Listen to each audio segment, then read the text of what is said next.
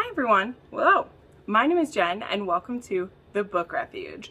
And welcome to a video that's kind of an experiment. I want to see how it does.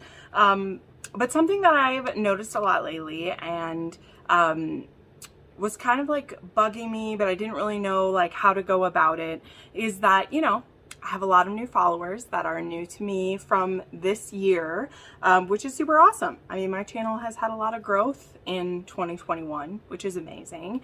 And so that means that there are a lot of books that I've read and reviewed in previous years that people don't know where to find the reviews for. I don't write really fleshed out Goodreads reviews unless I have read the book to review it, unless it's an arc.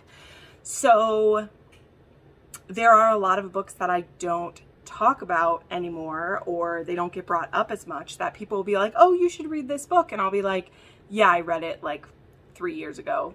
Sorry, it happened. Which is also likely to happen when you read 600 plus books a year. It happens. So I wanted to try something out, and if this works, we'll do it again. I had put up a question card on my Instagram. So again, if you're not following me on Instagram, that's kind of the place to go. That's the easiest place to have these kind of interactions. Sometimes I also post them on my YouTube community page, so make sure you're subscribed to the channel so you can see that. But I put up a question card that was asking books that I've read, either it says so on Goodreads, or I've told you, yeah, I've read that you wanted to know a little bit more of my feelings. So I wrote all of those down that I got. Now, I didn't go back and do extensive research to try to, tell you how I feel about it. This is going to be a little bit kind of like a quicker thing, but I at least want to give you some general thoughts of these books that maybe you guys don't know my feelings on. And if there's a series, maybe tell you kind of which ones are my favorite, and we'll just see how this goes. Like, me when I say I'm not going to talk too much and then I end up talking for a long time, but we'll see how this goes. So again, sorry this might not be as like in depth as you'll want it to be, but hey, at least I'm giving you a chance to hear my thoughts again. Some of these books, if I have like more detailed videos made about them, I will maybe like tag them somewhere for you so that you can know that, but we'll just kind of go through it. And I'm going to see how many of these that I can get through. So the first one on the list is actually ACOTAR. Someone wanted to know about that. I'm just going to show the first one. Yes, these are beautiful covers. I ordered these from the Illumicrate box to get these. It's absolutely gorgeous. This one has Tamlin and Lucian on the cover, and then Feyre and Gold on the back. Very beautiful. I love the ACOTAR series. The books are all 5- and 6-star books for me. I recently reread the series before Court of Silver Flames came out. Absolutely adore them. I love Feyre. I love Rhys. I love the complex situations and emotions that Sarah tackles in this series. She tackles, depression and grief and death, and how that looks like for different characters. Her books always kind of bring me to my knees. I adore them. So my feelings on the ACOTAR series are, this series is God tier to me, and it always will be. I can't wait for there to be more stories, and I absolutely love them. Then someone asked about the Filthy Rich American series, which I absolutely have read. I've even read the newest book, The Temptation, which I just reviewed a couple weeks back. So you definitely can check my weekly reviews to know about that one. But how I felt about the rest of the series, I had kind of like 4-star feeling about these 3. I mean, I was really addicted to it as I was like diving through this series. But as I think a lot of people feel, I wasn't totally sold on Royce. Like, he's in kind of a tough position because it's very clear that McAllister is the really interesting character in this series, and his banter with Maris and how it goes back and forth. But at the end of the day, like, Royce is the hero in this series. And so I don't know, it just left it being kind of unsatisfactory to me when I was reading these 3, even though I was happy that they get their happily ever after. I just felt like we were teased so much with McAllister and how wild that it could be, that it was strange choice. But I know when I was reading these, I was absolutely addicted. I really did like them, but I think part of it is that you're so teased by, is this going to turn, like, what is this going to turn into? that's what makes these so exciting. But then when it gets to the redemption, like, this was a 5-star read for me. I absolutely loved it. I love McAllister. I loved getting to see his redemption and his HEA with his heroine. Loved it so much. Then The Temptation, which again, I just read this one. This book just came out, I think, last week. I also loved this, and it was a 5-star read for me, but it was different. This does not have the same tone as the rest of the books in this series. It's not as taboo. In fact, it's not taboo at all. It's not even really that forbidden. It's a fake dating situation. But I really enjoyed it. I liked a lot of the closure that we got within the family. So it was a good time. Like, it was a good time. It was just so different. So then someone asked me about which Pepper Winters books that I've read. That was literally what the card was. I've read 2.5 of her books. Okay, so I've read Tears of Tess. I believe I gave this 5 stars. I read Q, which I think I gave 4 stars. And then I'm like halfway through the 3rd book, and I don't know if I'll ever go back to the series. Reason being, this book is torture porn, okay? And not in, like, in part some actual torture and rape and assault, which in and of itself I'm okay with, but it's the fact that I'm into the 3rd book of that still happening for the people. And like Pepper Winters herself has said in some like author's notes that I've seen, that she kept writing more books for these characters because she wanted them to have a happily ever after, and then I kept seeing her torture them more and more. So for me, the 1st book, very painful, a lot for us to go through. Good. The 2nd book, I liked that Q was having to go through some changes in that. Loved it. 3rd book, there's still being this much pain. I just don't have the desire to continue with it. But I did love Tears of Tess, and Q was all right. Also enjoyed that. And I don't know which other of her books I want to read. I do have Pennies on my phone, and I think there's one other one, but I just haven't felt pulled to read her books because honestly, I haven't heard super great things about other ones. So if you have some specific ones you want to recommend, happy to hear what those are. The Jock Hard and the Douchebag books by Sarah Ney. I've read the first 3 in the Jock Hard. That's all that was out when I read that series. I enjoyed them a lot. They were pretty much solid 4-star series for me. I'm not really going to go into detail with these ones because this kind of college romance doesn't leave an impression on me. They're fun when I'm reading them. I have a great time. I don't have bad things to say about them, and I definitely will continue to recommend them when I do college romances or sports romances, but they didn't really knock my socks off. I feel the same way about the Douchebag books. I just binged all of those. They were a part of Audible Escape back when I was listening to them, so I really blew through them. And then I haven't read the newest books in the Jock series. I do want to read those.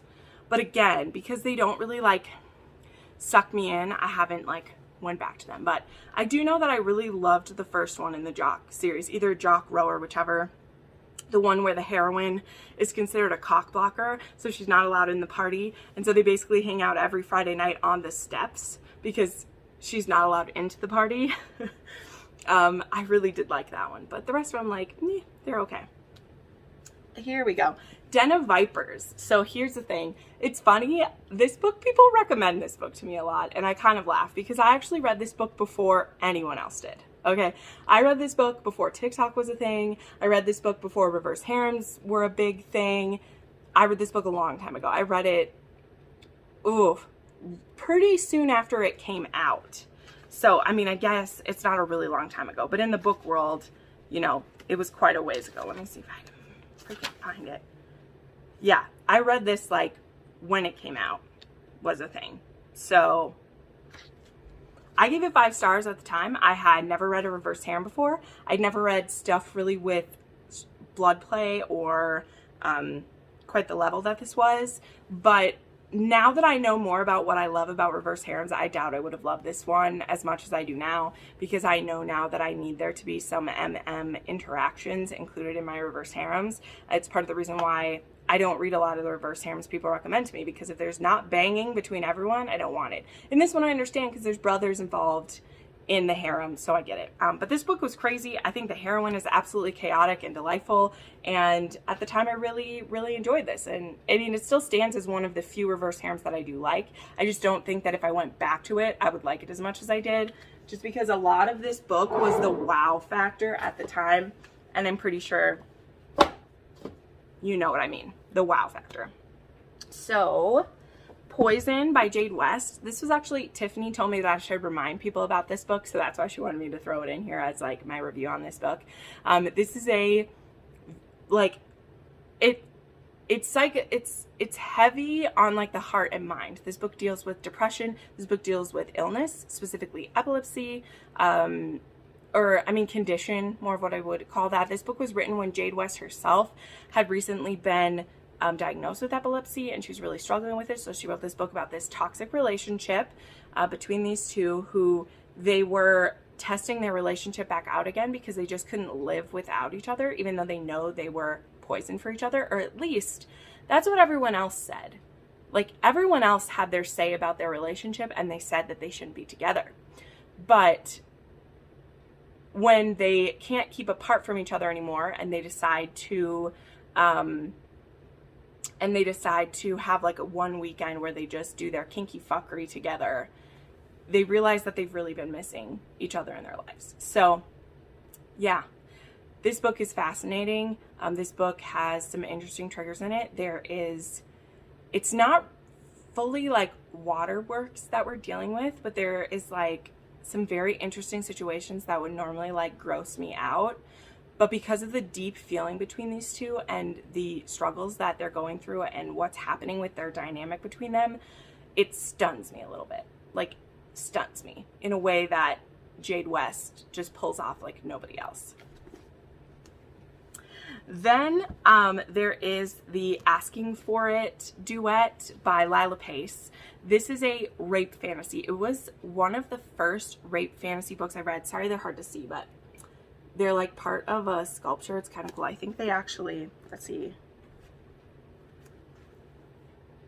Like when you put them together, they like make a statue. But yeah, these are by Lila Pace. And it's about this woman who, when she was 16, she was raped by her sister's, like, he was her boyfriend at the time, and now he's like her husband. And she has kind of like internalized that trauma to the point that the only way she's able to achieve orgasm is to imagine that she's being forced.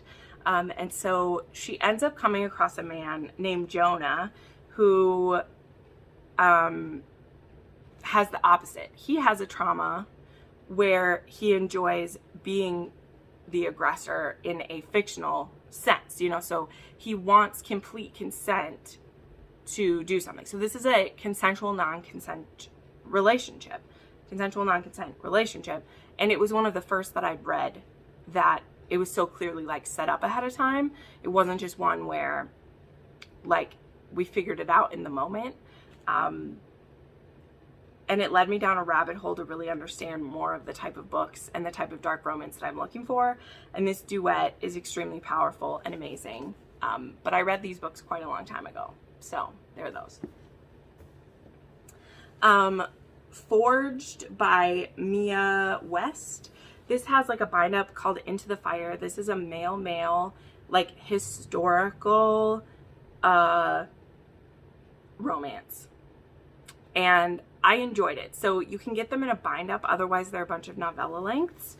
And I've only made it through, I think, 4 out of the like 9 that were in the bind up because it started to get really repetitive. All the sex scenes were kind of the same, but it does go through this couple from the time that they meet each other until they grow older and just through their lives together. And like, I really enjoyed it. And I think that Mia West does some really amazing things. Like there's another series that they've written that has like transgender characters, and it's a historical like romance as well, which is very interesting. So I did like the idea of this series, but it just like went on too long and it was like too much for me. So I had to tap out of it. The Devils Duology by Ashley Jade. So this is another ones that like I read before anyone else. I read these ones fully, like I didn't look up when this came out, but I read it before the second one was out. So I read The Devil before the second half came out. So whenever that was, that's when I read this. And it was actually too dark for me at the time that I read it. I was going down kind of this rabbit hole where I was first meeting like Sierra Simone and some other things, and I would read a book that was dark like this, and then I like couldn't read anything dark for a really long time. It was when I was just tipping my toes into it. So I remember I'd read that one and just been like mind boggled by this book, which if you guys don't know, it's a very interesting situation. It's kind of like a guardian ward, but then there's also flashbacks. So there are MM scenes, MMF scenes, MF scenes. There is a waterworks scene in this series. Like there is so much happening. But I remember I circled back a long time later and I read the second one, and then I just was like, wow, this was crazy. So I can't remember quite what I rated these ones. It is something that I've been wanting to reread these since everyone else has thought they were so cool, because I remember reading it and being like terrified of it, and I don't think I even reviewed it on my channel when I read it, because I was reading it before I was fully romance, and I knew that it would like not go over well with my audience at that time. But I also read these before they were cool, and I enjoyed them quite a lot. I probably like them better now since I like dark romance better. So maybe those are some I should revisit. In Want of a Wife by Joe Goodman. I read this book a long time ago before I ever had a channel, so people probably didn't know. This is still the one and only Joe Goodman that I've read. I think I've tried other ones, but I haven't read them. I do own some now though, and now that I've been more in the mood for westerns, maybe it'll be a good time to go back. But this one is a mail order bride romance. We have a hero who is trying to make a new life for himself after having lived a life of crime. He now has a ranch and he's trying to do right by life, and he wants a wife because he wants a family and he needs a wife on his ranch and all this stuff. And so he has put out an advertisement back east, and he's been writing letters with this woman, and she sends a photo of herself. Well, her younger sister, to be cruel, actually switches pictures. So when he goes to pick her up, he's been writing to the right woman, but he doesn't know who he's looking for when he picks her up, and she does not look like what he was expecting. But it's the same woman he's been talking to. She just doesn't look like the picture of who he thought he would be getting. So I really love this book. This is a 5-star read for me. I've actually read it 2 or 3 times since I had first read it, and I've loved it every time I've read it. I really should go back and read more in this series, but love this book. The Rules for Scourges by Sarah MacLean. I don't have my books for this one anymore because I handed them off to someone. I like this series quite a lot. The last one was my favorite. The first one I did not enjoy quite as much at all, but yeah, this was a good series. These were my first Sarah MacLean. I think they were. These are my first ones. So I love the last one a lot. How to never judge a lady by her cover. So they were okay. I have a weird relationship with Sarah MacLean now with her books. I really respect her for like her podcast and for the work she does for romance and all of that. But her books they're too formulaic for me at this point, and they have too many things that I don't like in that formula that gets repeated over and over again. And I just feel like she doesn't really write anything new for me.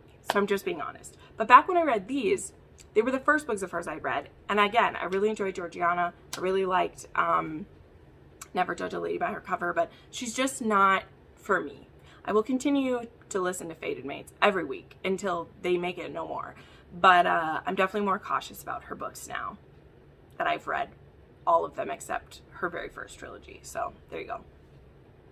The Player by Cressley Cole. I absolutely love this book. I gave this book 5 stars. I thought this was so unique. Dimitri and Victoria, like the games that are being played and the way that everything gets revealed in this story is amazing. This book reminded me a lot of Leverage, but they're, you know, it's a crime family, but like they are swindlers and they are thrifters, and she's hooked the big hook. She's hooked Dimitri Sebastian. Is that how we pronounce it? I forget. And she's going to try to marry him and get all his money. And he seems to be about the fact of like, just take all my money. Of course, it's crystal cool, so there are dark bits in here, there are twisty things happening, there is just a lot of delightfulness, but I love this book. It is a 5-star read for me. The True North series by Serena Bowen. So I have not read this whole series. I think I've read books 1 through 3 back when I was first discovering Serena Bowen, like a year and a half, almost 2 years ago.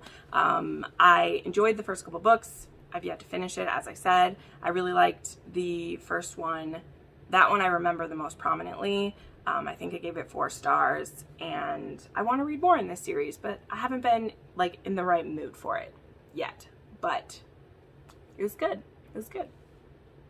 The Like Us series by Kristen Becker Ritchie. Okay, so this will be quick. I have read all of these books except the newest one that just came out, and I don't know if I'm going to continue, okay? I loved like the first 3 books when it was an MF bodyguard romance. I loved Jane and Thatcher. Really enjoyed that as well. Then we went back to Maximoff and I can't even remember his name, and I was like, meh. And then I didn't like the one about Jack, the bodyguard, and the director. Didn't love that. And I am not loving the current ones at all. I'm so sad about it too. I thought with all my heart that this was going to be an MMF, and it is MFM. And that makes me so sad. I honestly, guys, I have no interest in MFMs at all. Everyone's got to touch each other. Everyone's got to fuck each other. I got to have it happen. I don't like what we're doing with Reich and how his feelings are about what's going on. I don't like that it's all like, I just don't. I don't like it. Like, not at all. Yeah, I just don't appreciate it at all. So I don't know what to say. I really love the beginning of the Like Us, but I've just lost steam. And I know they're going to keep writing these. Like, they have plans through like book 15 in the series, and I just don't really care anymore. And when I looked at Infamous Like Us, and I was like, yeah, that's right, there's 3 books in this like little trilogy about these ones, I had no desire at all to one-click purchase this book. And when that happens, I'm like, it's time to let the series go. Okay, All Things Burn by Jodie Slaughter. I read this book the day that it came out. This is a hitman romance and a woman who needs a hitman because her ex-boyfriend is getting very aggressive and nobody is listening to her because he's a very wealthy man. And so her cousin, who's in with some shady people, knows a guy who could do it. He may or may not have ties to the mafia. And during the time when he is scouting out this man to do the hit, they end up falling for each other. Love this book. 5 stars. Adore it. The Pucked series. I've read every single Pucked book. I absolutely love it. My favorites are Violet and Alex. Absolutely love them. And Pucked Love, which is Charlene and Darren. But I love all of them. They were all 4 or 5 star books in the series for me, and I really need to reread some of them. Like, I really do. So, absolutely love them. Archer's Voice by Mia Sheridan. I also just read this one pretty recently. This was a 5-star book. I wasn't as in love with it as everyone else. So I'll just put that out there. It's one of those books where, like, I feel like if you read it at the right time and you read it with the right mind, that this just like blows your mind and it's the most beautiful book you've ever read and you're absolutely in love with it. And that's how a lot of my friends feel about this book. A lot of my friends do. For me, I think it was so hyped up. And I feel bad about that, but I also have to be honest. We're here for the honesty. This book was so hyped up for me that it just couldn't quite live up to it. I've read too many other books before that are a lot like this story. Not necessarily a mute person, but with one of them being a really damaged hero and being a certain way. So I gave this a 5-star book. It was really beautiful. I do kind of want to read Travis, the one that just came out recently, but this just isn't like a favorite read for me, even though it's a 5-star. I give a lot of books 5 stars, and this one was one of them. Any Beverly Jenkins, it says. Well, I've only read Indigo so far. I have plans to definitely read more. Indigo was a 6-star book for me. Absolutely loved it. I love Galen, and I love our heroine, Hester, so much. This book is beautiful. 6 stars. Beverly Jenkins is amazing. It was steamier than I thought. It had wonderful history going through it, and I adored it. Loved it. And finally, Dreaming of You. I know I'm talking faster, but I'm getting hungry and it's time to eat dinner, so we're rolling through these. Dreaming of You was a 5-star book for me. I actually have an entire vlog where I read this one, so if I remember to, I'll tag it somewhere up there, but you can also find it in my reading vlog playlist. I adored this book. When I read it, it was super hyped. It will always be hyped. It's hyped for a reason. Derek Craven is not my favorite Kleypas hero though, so I will put that out there. But this is a 5-star read. I loved it. I cried a few times. It was amazing. My favorite heroes are Kier is my favorite Lisa Kleypas hero, for sure. Absolutely. But Craven is in like my top 5. He's great. But I love a lot of her heroes. But this book is fantastic. So, okay, there you go. So this is a bit of a quickie, but I thought since it is like revisited, I would just address these books you guys asked me to. If, you know, enough people watch this and like this, I could do this again sometime, and maybe I'll put the question up on my community page instead of just on my Instagram. But yeah, that's just a revisiting of some of the books that that I've read that you might not know my thoughts on. And yeah, so thank you so much for watching. I put out new videos every 3 to 4 times a week, and you can watch some more of them right now. Bye.